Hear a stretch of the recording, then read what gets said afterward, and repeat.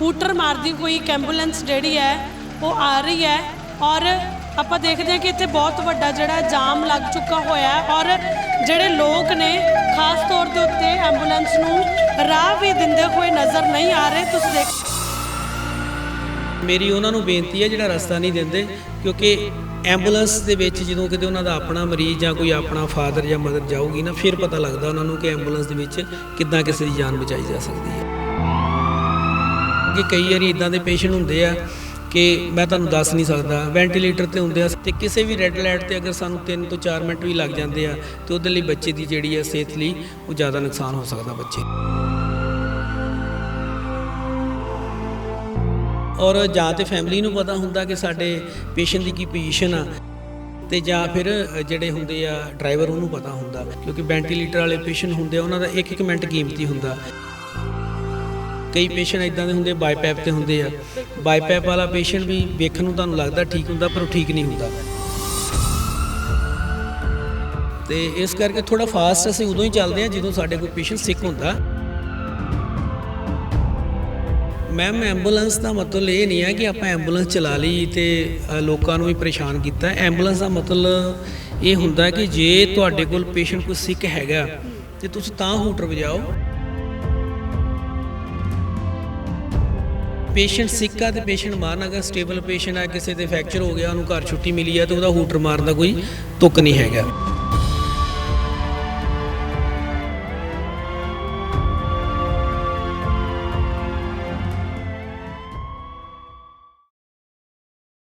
ਜਲੰਧਰ ਸ਼ਹਿਰ ਦੇ ਵਿੱਚ ਅਸੀਂ ਮੌਜੂਦ ਹਾਂ ਤੇ ਅੱਜ ਅਸੀਂ ਗੱਲ ਕਰਾਂਗੇ ਇਨਸਾਨੀਅਤ ਦੀ, ਜਿੱਥੇ ਟ੍ਰੈਫਿਕ ਬਹੁਤ ਜ਼ਿਆਦਾ ਇੱਥੇ ਜਾਮ ਹੈ।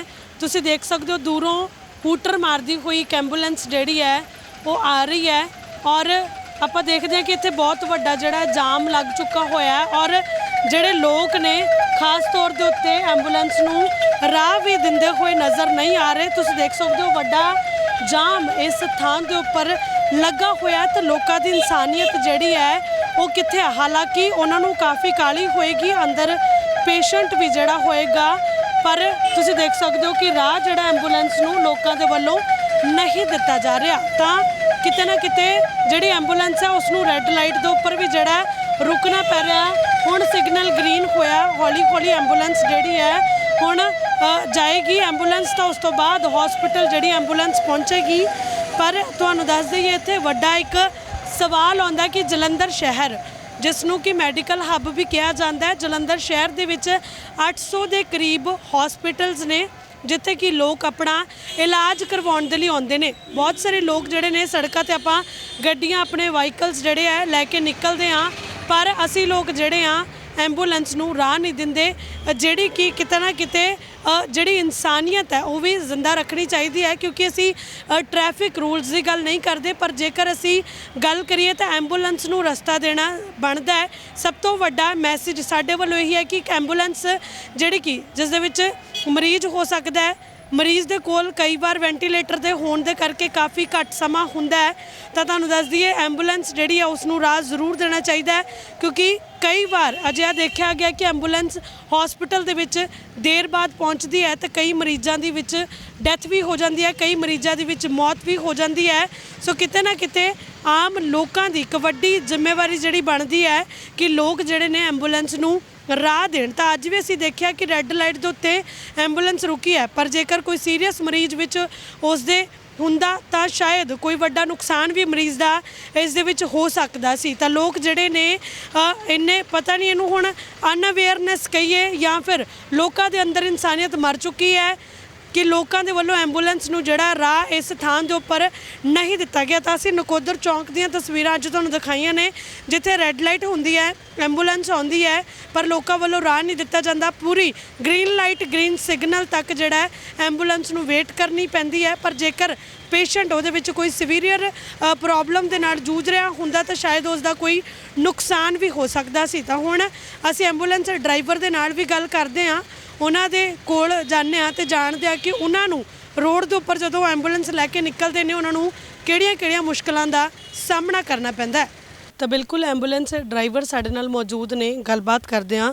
ਤਾਂ ਸਭ ਤੋਂ ਪਹਿਲਾਂ ਮੈਂ ਸਰ ਜਾਣਨਾ ਚਾਹੂੰਗੀ ਤੁਹਾਡੇ ਕੋਲ ਕਿ ਜਦੋਂ ਤੁਸੀਂ ਰੋਡ ਤੇ ਐਂਬੂਲੈਂਸ ਲੈ ਕੇ ਨਿਕਲਦੇ ਹੋ ਤਾਂ ਕਿਹੜੀਆਂ-ਕਿਹੜੀਆਂ ਮੁਸ਼ਕਲਾਂ ਦਾ ਖਾਸਾ ਸਾਹਮਣਾ ਕਰਨਾ ਪੈਂਦਾ? ਲਾਈਵ ਪੰਜਾਬੀ ਚੈਨਲ ਦਾ ਬਹੁਤ-ਬਹੁਤ ਧੰਨਵਾਦ ਹੈ ਜੀ ਜਿਨ੍ਹਾਂ ਨੇ ਇਹ ਸਵਾਲ ਪੁੱਛਿਆ।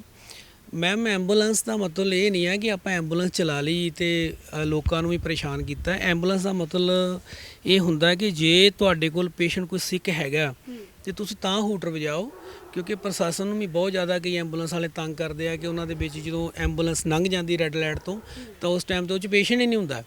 ਤੇ ਇਸ ਕਰਕੇ ਮੇਰੀ ਸਭ ਤੋਂ ਪਹਿਲੀ ਜਿਹੜੀ ਬੇਨਤੀ ਆ ਉਹ ਤਾਂ ਐਂਬੂਲੈਂਸ ਆਪਰੇਟਰਾਂ ਨੂੰ ਆ ਕਿ ਜਿਹੜੇ ਐਂਬੂਲੈਂਸ ਚਲਾਉਂਦੇ ਆ ਵੀਰ, ਉਹ ਪੇਸ਼ੈਂਟ ਸਿੱਕ ਆ ਤੇ ਪੇਸ਼ੈਂਟ ਮਾਰਨ। ਅਗਰ ਸਟੇਬਲ ਪੇਸ਼ੈਂਟ ਆ, ਕਿਸੇ ਦੇ ਫ੍ਰੈਕਚਰ ਹੋ ਗਿਆ, ਉਹਨੂੰ ਘਰ ਛੁੱਟੀ ਮਿਲੀ ਆ ਤੇ ਉਹਦਾ ਹੂਟਰ ਮਾਰਨ ਦਾ ਕੋਈ ਤੁੱਕ ਨਹੀਂ ਹੈਗਾ। ਅਗਰ ਕੋਈ ਐਂਬੂਲੈਂਸ ਦੇ ਵਿੱਚ ਪੇਸ਼ੈਂਟ ਸੀਰੀਅਸ ਆ, ਸਿੱਕ ਪੇਸ਼ੈਂਟ ਆ ਤੇ ਤਾਂ ਕਰਕੇ ਹੂਟਰ ਮਾਰਨ। ਔਰ ਆਵਾਮ ਨੂੰ ਔਰ ਪਬਲਿਕ ਨੂੰ ਮੇਰੀ ਇਹੀ ਬੇਨਤੀ ਹੈ ਕਿ ਕਈ ਵਾਰੀ ਇਦਾਂ ਦੇ ਪੇਸ਼ੈਂਟ ਹੁੰਦੇ ਆ ਕਿ ਮੈਂ ਤੁਹਾਨੂੰ ਦੱਸ ਨਹੀਂ ਸਕਦਾ, ਵੈਂਟੀਲੇਟਰ ਤੇ ਹੁੰਦੇ ਆ। ਸਾਡਾ ਕੰਮ ਹੈਗਾ ਨਿਊ ਬੋਰਨ ਬੇਬੀ ਦਾ, ਵੈਂਟੀਲੇਟਰ ਤੇ ਅਸੀਂ ਪੇਸ਼ੈਂਟ ਸ਼ਿਫਟ ਕਰਾਉਣੇ ਆ। ਤੇ ਉਹਦੇ ਲਈ ਛੋਟੇ ਬੱਚੇ ਹੁੰਦੇ ਆ ਜਿਨ੍ਹਾਂ ਨੂੰ ਦੁਨੀਆ ਭਰ ਦੀਆਂ ਮਸ਼ੀਨਾਂ ਸਾਡੇ ਕੋਲ ਹੈਗੀਆਂ ਐਂਬੂਲੈਂਸ ਦੇ ਵਿੱਚ, ਉਹ ਲੱਗੀਆਂ ਹੁੰਦੀਆਂ। ਉਹਦੇ ਲਈ ਮੈਡੀਕਲ ਟੀਮ ਹੁੰਦੀ ਆ ਤੇ ਕਿਸੇ ਵੀ ਰੈੱਡ ਲਾਈਟ ਤੇ ਅਗਰ ਸਾਨੂੰ 3 ਤੋਂ 4 ਮਿੰਟ ਵੀ ਲੱਗ ਜਾਂਦੇ ਆ ਤੇ ਉਹਦੇ ਲਈ ਬੱਚੇ ਦੀ ਜਿਹੜੀ ਆ ਸਿਹਤ ਲਈ ਉਹ ਜ਼ਿਆਦਾ ਨੁਕਸਾਨ ਹੋ ਸਕਦਾ ਬੱਚੇ ਲਈ। ਹੁੰਦੇ ਇੱਦਾਂ ਅਕਸਰ ਕਿ ਲੋਕ ਰਸਤਾ ਨਹੀਂ ਦਿੰਦੇ ਐਂਬੂਲੈਂਸ ਦੇਖਦੇ? ਹਾਂਜੀ, ਕਈ ਤਾਂ ਲੋਕ ਇਸ ਤਰ੍ਹਾਂ ਦੇ ਆ ਜੀ, ਪਹਿਲਾਂ ਤਾਂ ਉਹ ਚੈੱਕ ਕਰਦੇ ਆ ਕਿ ਪਿੱਛੇ ਕੀ ਆ ਰਹੀ, ਐਂਬੂਲੈਂਸ ਆ ਰਹੀ ਹੈ ਤੇ ਤਾਂ ਕਰਕੇ ਉਹ ਰਸਤਾ ਦਿੰਦੇ ਆ।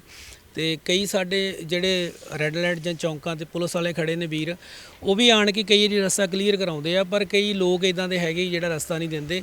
ਪਰ ਮੇਰੀ ਉਹਨਾਂ ਨੂੰ ਬੇਨਤੀ ਹੈ ਜਿਹੜਾ ਰਸਤਾ ਨਹੀਂ ਦਿੰਦੇ, ਕਿਉਂਕਿ ਐਂਬੂਲੈਂਸ ਦੇ ਵਿੱਚ ਜਦੋਂ ਕਿਤੇ ਉਹਨਾਂ ਦਾ ਆਪਣਾ ਮਰੀਜ਼ ਜਾਂ ਕੋਈ ਆਪਣਾ ਫਾਦਰ ਜਾਂ ਮਦਰ ਜਾਊਗੀ ਨਾ, ਫਿਰ ਪਤਾ ਲੱਗਦਾ ਉਹਨਾਂ ਨੂੰ ਕਿ ਐਂਬੂਲੈਂਸ ਦੇ ਵਿੱਚ ਕਿੱਦਾਂ ਕਿਸੇ ਦੀ ਜਾਨ ਬਚਾਈ ਜਾ ਸਕਦੀ ਹੈ।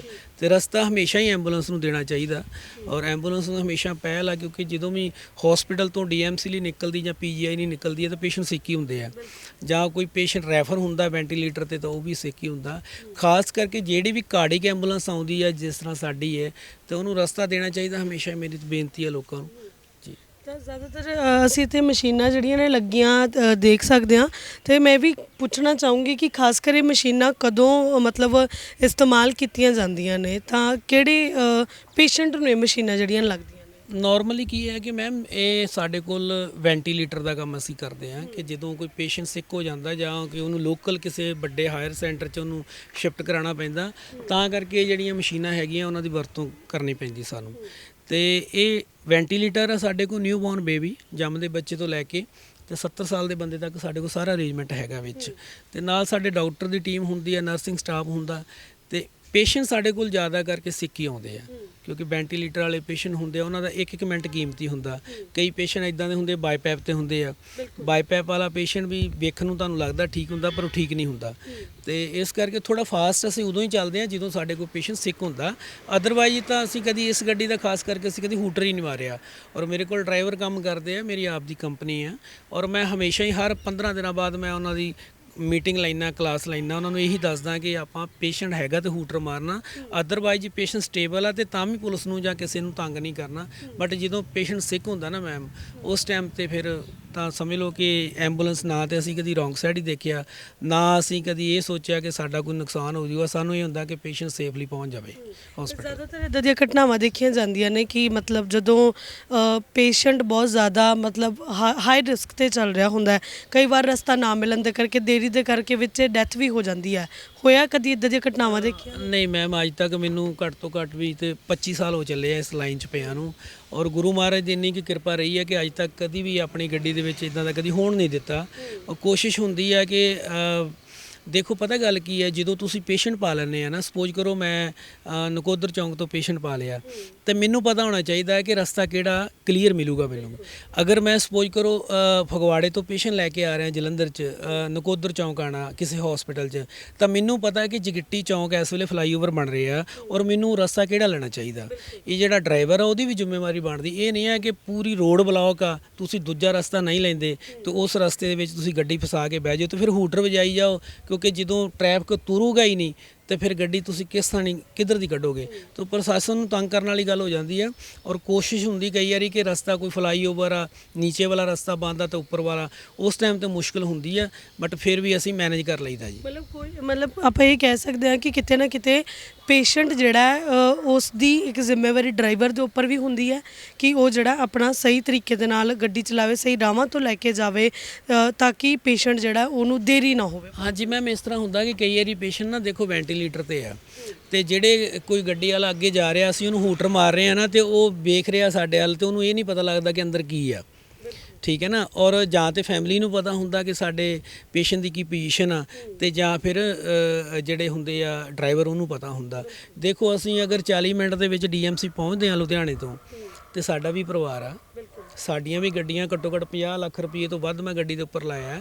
ਤੇ ਜੇ ਮੈਂ ਸੋਚੀ ਜਾਵਾਂ ਕਿ ਮੈਂ ਆਰਾਮ ਨਾਲ ਪਹੁੰਚੂਗਾ, ਤੇ ਉਹ ਵੀ ਨਹੀਂ ਗੱਲ ਹੁੰਦੀ, ਕਿਉਂਕਿ ਜਦ ਸਾਨੂੰ ਕਾਲ ਆਉਂਦੀ ਹੈ ਤਾਂ ਸਿੱਖ ਪੇਸ਼ੈਂਟ ਦੀ ਆਉਂਦੀ ਆ, ਤੇ ਗੁਰੂ ਮਹਾਰਾਜ ਦੀ ਕਿਰਪਾ ਕਿ ਠੀਕ ਠਾਕ ਪਹੁੰਚਾ ਦੇਈਦਾ ਪੇਸ਼ੈਂਟ।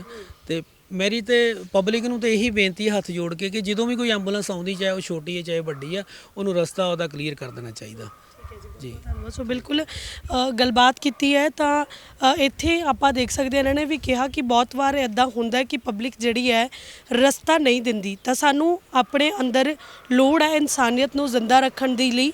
ਆਪਾਂ ਟ੍ਰੈਫਿਕ ਰੂਲਸ ਦੀ ਗੱਲ ਨਹੀਂ ਕਰਦੇ, ਪਰ ਜਿੱਥੇ ਵੀ ਐਂਬੂਲੈਂਸ ਦਿਖਦੀ ਹੈ, ਤੁਹਾਨੂੰ ਲੱਗਦਾ ਕਿ ਪੇਸ਼ੈਂਟ ਹੈ ਕੋਈ, ਤਾਂ ਰਸਤਾ ਜ਼ਰੂਰ ਦੇਣਾ ਚਾਹੀਦਾ, ਕਿਉਂਕਿ ਜਿਹੜੇ ਵੈਂਟੀਲੇਟਰ ਤੇ ਹੁੰਦੇ ਨੇ ਪੇਸ਼ੈਂਟ, ਜਿਵੇਂ ਕਿ ਇਹਨਾਂ ਨੇ ਦੱਸਿਆ ਕਿ ਉਹਨਾਂ ਦਾ ਇੱਕ ਇੱਕ ਮਿੰਟ ਵੀ ਜਿਹੜਾ ਕੀਮਤੀ ਹੁੰਦਾ ਹੈ, ਔਰ ਰਸਤਾ ਦੇ ਕੇ ਕਿਸੇ ਦੀ ਜਾਨ ਜਿਹੜੀ ਹੈ ਬੜੇ ਸੌਖੇ ਤਰੀਕੇ ਦੇ ਨਾਲ ਬਚਾਈ ਜਾ ਸਕਦੀ ਹੈ।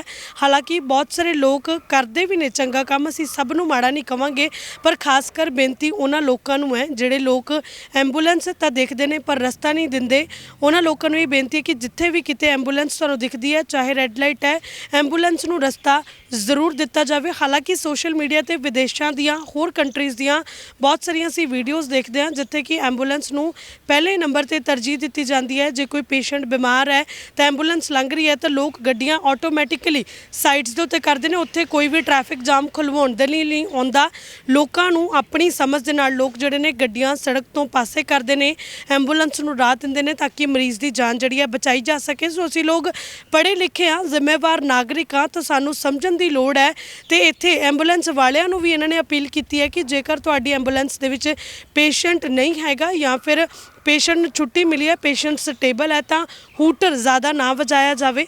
ਤਾਂ ਜੇਕਰ ਤੁਹਾਡੇ ਕੋਲ ਕੋਈ ਸੀਰੀਅਸ ਮਰੀਜ਼ ਹੈ, ਫਿਰ ਹੀ ਹੂਟਰ ਵਜਾ ਕੇ ਜਿਹੜਾ ਲੋਕਾਂ ਨੂੰ ਸੁਚੇਤ ਕੀਤਾ ਜਾਵੇ ਕਿ ਐਂਬੂਲੈਂਸ ਹੈ, ਤਾਂ ਕਿ ਰਸਤਾ ਦਿੱਤਾ ਜਾਵੇ। ਔਰ ਲੋਕਾਂ ਨੂੰ ਵੀ ਸਮਝਣਾ ਚਾਹੀਦਾ, ਆਪਣੀ ਜ਼ਿੰਮੇਵਾਰੀ ਸਮਝਣੀ ਚਾਹੀਦੀ ਹੈ ਕਿ ਐਂਬੂਲੈਂਸ ਨੂੰ ਰਸਤਾ ਦਿੱਤਾ ਜਾਵੇ, ਤਾਂ ਕਿ ਕਿਸੇ ਅਗਰ ਕੋਈ ਹਾਈ ਰਿਸਕ ਦੇ ਉੱਤੇ ਪੇਸ਼ੈਂਟ ਐਂਬੂਲੈਂਸ ਦੇ ਵਿੱਚ ਜਾ ਰਿਹਾ ਤਾਂ ਉਸ ਦੀ ਜਾਨ ਨੂੰ ਬਚਾਇਆ ਜਾ ਸਕੇ।